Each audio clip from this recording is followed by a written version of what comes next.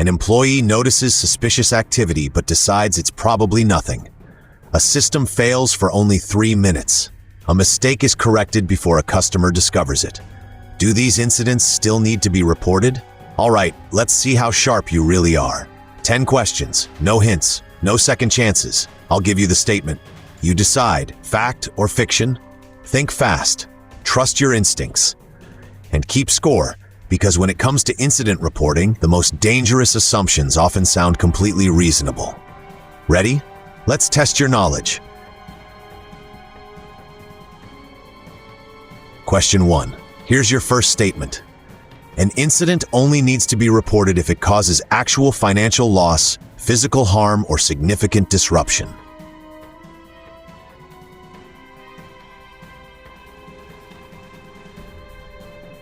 The answer is fiction. This sounds reasonable, but it is not accurate. An incident does not need to cause visible damage before it becomes reportable. Attempted fraud, unauthorized access, procedural failures, control breakdowns, data exposure, and near misses may all require attention, even when the immediate consequences appear minor. A failed attempt can expose the same weakness that a successful attack might exploit tomorrow. Strong organizations report warning signs before those signs become expensive crises. Question 2. Next statement. A near miss can be as valuable to an organization as an incident that caused real damage.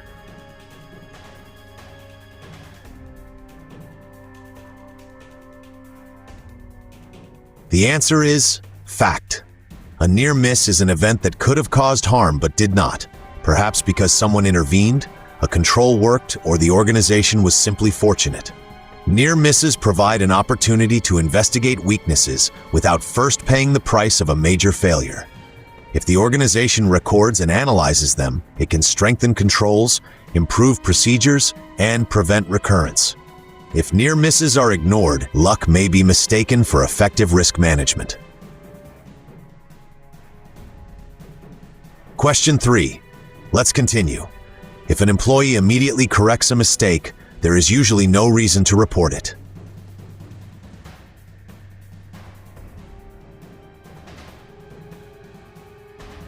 The answer is fiction. Correcting a mistake may limit the damage, but it does not necessarily remove the reporting obligation. The organization may still need to understand why the mistake happened, whether the same problem exists elsewhere, and whether any records, customers, systems, or regulatory responsibilities were affected. A quiet correction can make today's problem disappear from view while leaving its underlying cause untouched.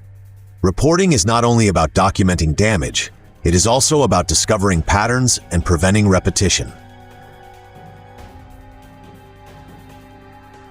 Question 4. Pay attention to this one. The first incident report should contain every confirmed fact before it is submitted.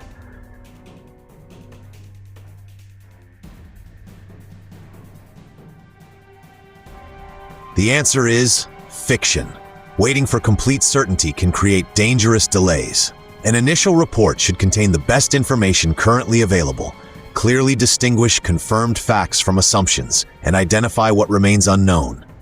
It can then be updated as the investigation develops. Early reporting allows the right people to preserve evidence, contain the incident, assess legal or regulatory duties, and protect affected parties. Prompt does not mean careless, but accurate does not have to mean complete. Question 5. We're halfway there. Once an employee reports an incident to a manager, the organization's reporting process is complete.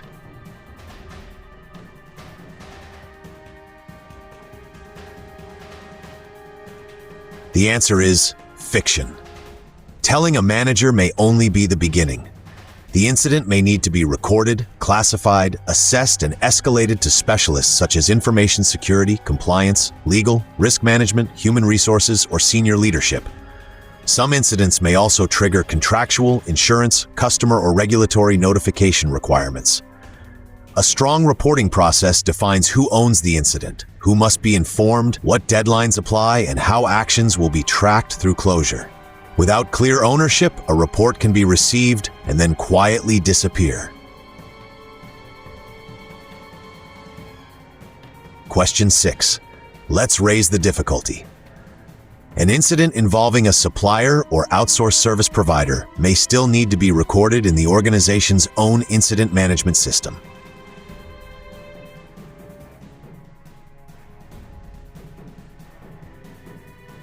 The answer is fact.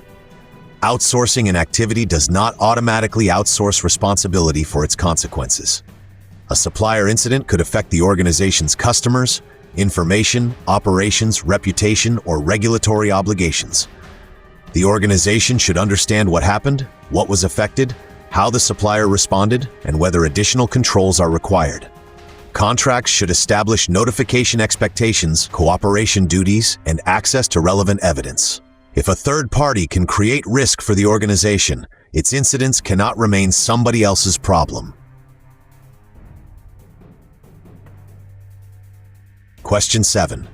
This one catches people off guard. A sudden increase in reported incidents always means the organization is becoming less safe.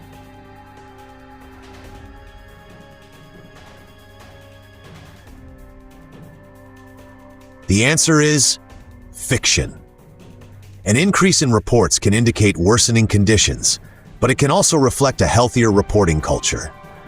Employees may have received better training, gained access to simpler reporting tools, or become more confident that raising concerns will not lead to punishment.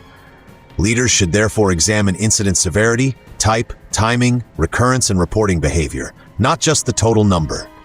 A company with very few reported incidents may be exceptionally well controlled, or its people may simply be afraid to speak. Question 8.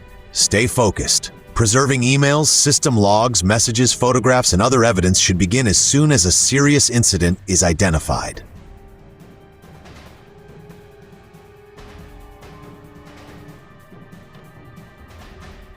The answer is fact.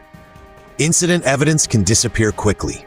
Logs may be overwritten, messages deleted, physical conditions changed, and memories become less reliable. Preserving evidence helps investigators reconstruct the timeline, determine what happened, and support legal, regulatory, disciplinary, or insurance processes. However, evidence must be collected carefully. Employees should not alter files, investigate beyond their authority, or circulate sensitive material unnecessarily. The goal is to preserve the truth, not accidentally change it. Question 9. Almost there. Allowing anonymous reports can weaken an incident management system because anonymous information cannot be trusted.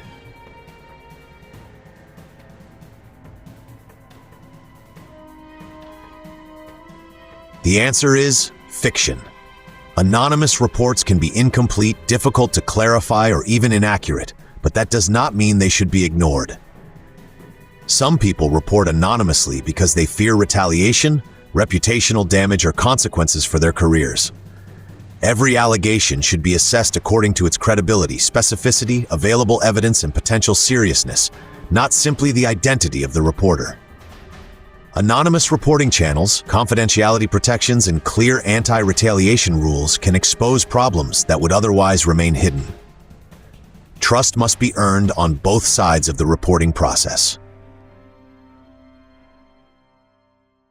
Question 10.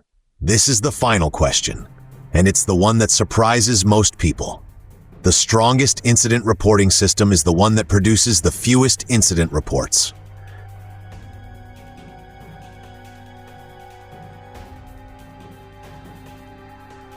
The answer is fiction. A low number of reports can look impressive, but numbers alone do not prove that risks are under control. Incidents may be going undetected.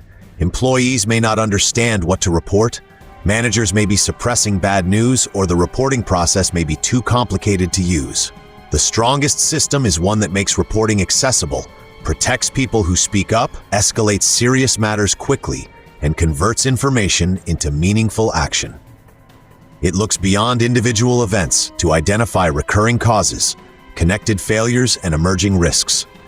It also closes the loop by assigning corrective actions, testing whether those actions worked, and communicating lessons to the people who need them.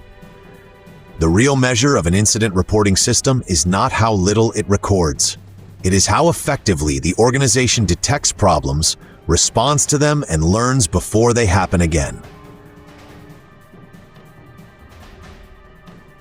All right, how did you do? Drop your score in the comments.